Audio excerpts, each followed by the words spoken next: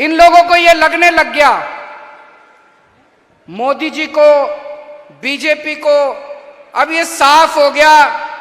2014 में हार गए विधानसभा चुनाव, 2015 में हार गए विधानसभा चुनाव, 2020 में हार गए विधानसभा चुनाव, फिर अभी एमसीडी का चुनाव हार गए।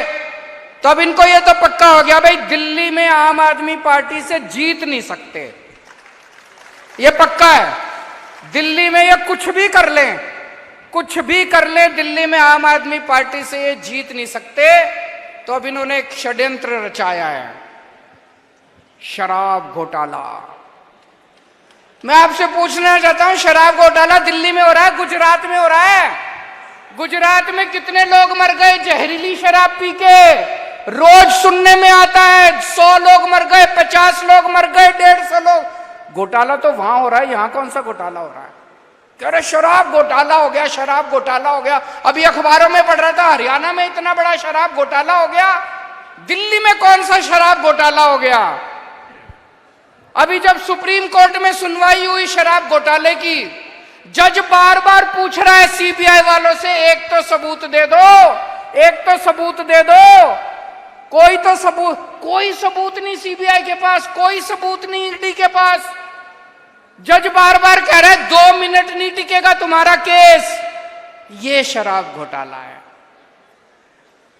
और एक फर्जी शराब घोटाला बना के उन्होंने हमारे संजय सिंह जी को गिरफ्तार कर लिया, सत्येंद्र जैन को गिरफ्तार कर लिया, मनीष सिसोदिया को गिरफ्तार कर लिया, विजय नायर को गिरफ्तार कर लिया, अब ये मुझे गिरफ्तार करने जा रहे हैं।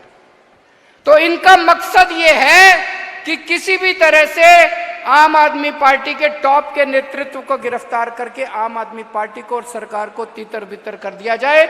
इस तरह से नरेंद्र मोदी जी दिल्ली के अंदर अपनी सरकार बनाना चाहते हैं।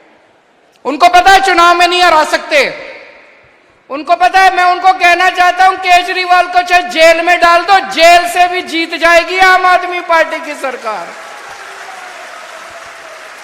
मैं नरेंद्र मोदी जी को कहना चाहता हूं, मोदी जी इस जन्म में तो आप हमको नहीं हरा सकते दिल्ली के अंदर आम आदमी पार्टी को।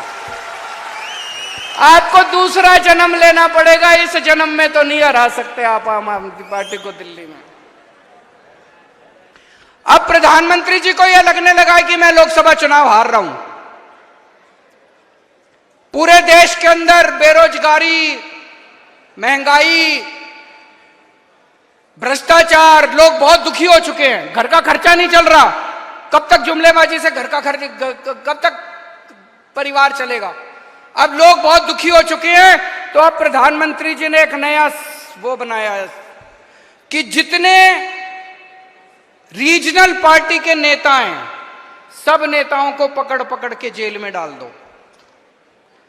जब रीजनल पार्टी का नेता जेल में जाएगा, चुनाव के पहले उनकी पार्टी के लिए कैंपेनिंग करने वाला कोई नहीं बचेगा और वहां पे बीजेपी स्वीप कर जाएगी चुनाव। तो केवल मेरा नहीं, इन्होंने मेरे को तो जेल में भेजने का प्लान कराई है कि केजरीवाल को जेल में भेज देते हैं। आम आदमी पार्टी चुनाव कैसे करेगी, केजरीवाल प्रचार कैसे करेगा? ममता बनर्जी को प्लान बना रखा है, ममता बनर्जी को जेल में भेज देते हैं, पश्चिम बंगाल में बीजेपी स्वीप कर जाएगी। तेजस्वी यादव का प्लान बना रखा है, तेजस्वी यादव को जेल भेज देते हैं, बिहार में स्वीप कर जाएंगे। हेमंत सोरेन को जेल भेजने का प्लान बना रखा है, हेमंत सोरेन को जेल भेज देते हैं, वहां पे स्वीप कर जाएंगे।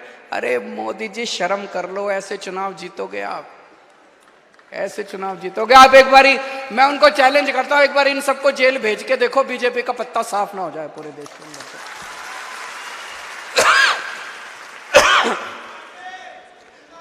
हम लोग जेल जाने से नहीं डरते, जेल हमारे लिए भूषण है। एक क्रांतिकारी के लिए जेल भूषण होती है। हम लोगों को जेल का कोई डर नहीं है। मैं जेल एक बारी 15 दिन रह के आया था, अंदर ठीक ठाक इंतजाम होता है। आप भी कभी जेल जाओ तो चिंता मत करना। अगर भगत सिंह इतने दिन जेल रह सकते हैं, मनीष सिसोदिया 9 महीने जेल रह सकता है, सत्येंद्र जैन 1 साल जेल रह सकता है, तो मेरे को जाने में क्या दिक्कत है? मैं भी चला जाऊंगा, मेरे को जेल जाने का फर्क नहीं पड़ता। लेकिन हमारे सामने प्रश्न है और हमें सत्ता का लालच नहीं है। 49 दिन के बाद इस्तीफा दिया था। कोई अपनी चौकीदार की नौकरी से इस्तीफा नहीं देता। किसी ने मेरे से इस्तीफा मांगा नहीं था 49 दिन के बाद। मुझे लगता है दुनिया का पहला मुख्यमंत्री हूं जिसने अपनी मर्जी से 49 दिन के बाद इस्तीफा दे दिया था। इस्तीफा मैं अपने जूते की नोक पे लेके चलता हूं। मेरे को कोई मुख्यमंत्री की कुर्सी का लालच नहीं है। लेकिन हमें यह देखना है इनका ये जो षड्यंत्र है, इस षड्यंत्र के अंदर अपने को नहीं फंसना। तो मुझे इस्तीफा देना चाहिए या मुझे जेल से सरकार चलानी चाहिए, इस बारे में मैं अलग अलग लोगों से सबसे चर्चा कर रहा हूं।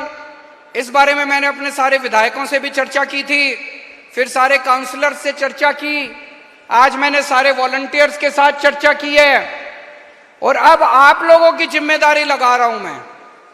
दिल्ली की जनता ने हमें बहुत प्यार दिया है।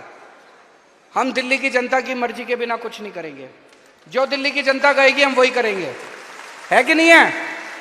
तो अब आप लोगों को दिल्ली में घर घर जाना है। घर घर जाके जनता से पूछना है क्या करना चाहिए। नुक्कड़ सभा करनी है। जैसे आपको याद है जब सबसे पहले हमारी सरकार बनी थी 28 सीट आई थी, हमें कांग्रेस से समर्थन लेना है कि नहीं लेना, हमने जनता से पूछा था। जनता ने कहा ले लो, हमने ले लिया। अभी ये भी एक वैसा ही, हम दोराहे के ऊपर खड़े हैं, पार्टी दोराहे के ऊपर खड़ी है।